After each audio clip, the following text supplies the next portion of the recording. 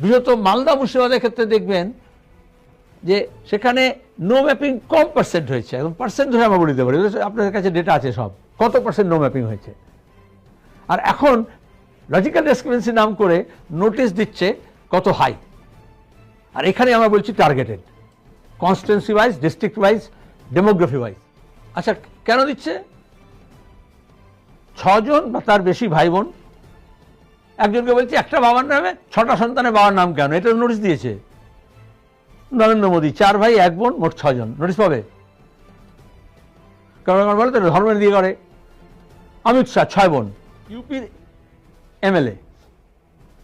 আচ্ছা, ইউপিতেও তো হচ্ছে, তাই যদি লজিক্যাল হয় তাহলে এখানে যদি নোটিশ খায় মুর্শিদাবাদের একজন লোক, মালদার একজন লোক, 24 দক্ষিণের একজন লোক, তাহলে উত্তরপ্রদেশে এমএলএ নোটিশ খাওয়া উচিত। রামনারায়ণ অগ্নিহোত্রী, বিজেপি বিধায়ক, ইউপি, 6 সন্তান, 6 সন্তান, 2 ছেলে 4 মেয়ে।